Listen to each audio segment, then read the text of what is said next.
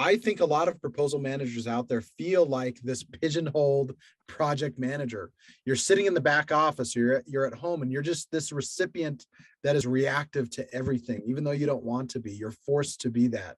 And I want to talk about how we can become that superior strategy informant.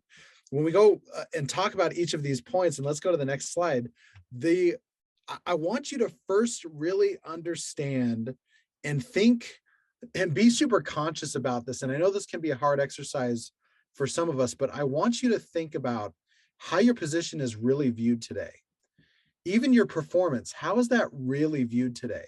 There are a couple signs within the organization that can show you that, right? If you are kind of viewed as more of a reactive recipient of projects and you're just expected to get things done and keep your head down and move forward silently, if you have a feeling of that, you have to kind of embrace that a little bit, and I'll talk about why. Or if it's on the other side, are you already at the table partially? Do you have your voice on these conversations about strategy, about what's winning and what's losing opportunities as a revenue driver? So I want you to first be aware, take the time and take the consciousness to be aware how you are viewed in the company today. And, I know Catherine has the experience with that too, myself included. I've been in positions where I've been viewed as a kind of as a cog in the system, that can be easily replaced. Or I've also been viewed as a strategic informant, right? So I want you to really be thinking about that. That's step one. Step two is really about jumping into a place where you understand that you have insights that nobody else has. You are deep into the opportunity of trying to win this contract with some organization, public or private sector. You are deep into the competitive intel.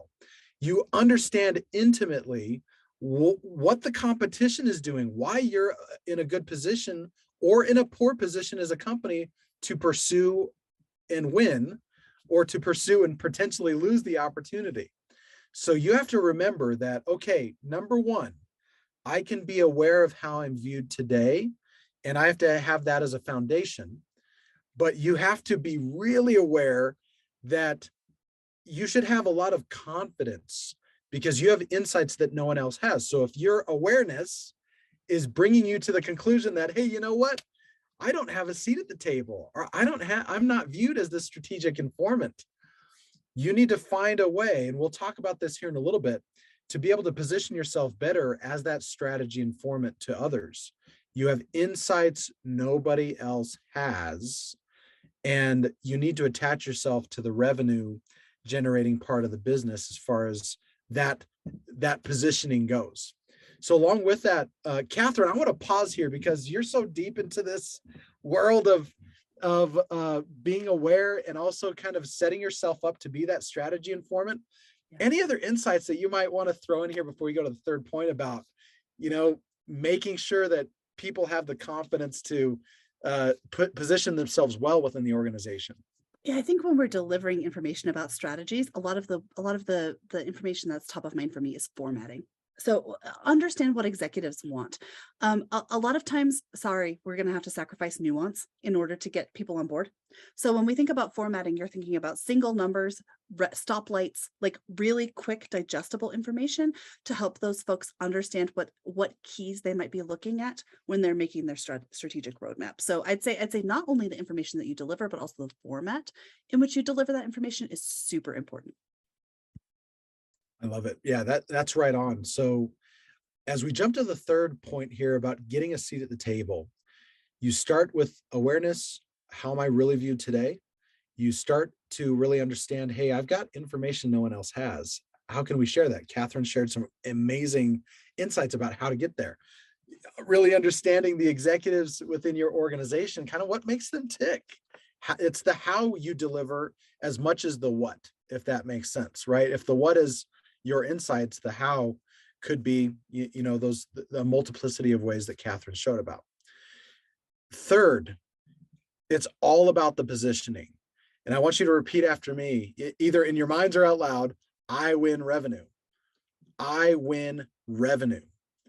companies often, when we're in a downturn, we just posted, the Feds posted the numbers just recently, and we are technically in a recession, and it could get worse. And when companies start to panic, I know we talked about us not panicking, but when a company starts to panic, they start looking at what are the things that are not driving revenue and who are the people who are not driving revenue. And you have to be really strong in positioning yourself, if you're not doing it already, as a revenue generator. We are not project managers throwing words on pages to get our name out there and get some awareness of the company, as some people perceive us as, back to that awareness position. We are about winning revenue for the company. The company will suffer without us. And if a company, after repeated efforts, is not seeing that value, there might be a better company out there that can really, really get you to that area of comfort. But I want you to always be repeating that I win revenue within your company. I have to say, I've been in positions where, the proposal team was this back office like thing that we were talking about, maybe turning it off, maybe doing away with it, and maybe just having a contractor to help us on a project basis. But one of the companies I worked for, we were able to turn that, because of these points, into an operation that tripled the amount of dollars won through RFPs in 1 year, and is about to triple it again now as a customer of ours, based on some of the work we're doing. But it's about that.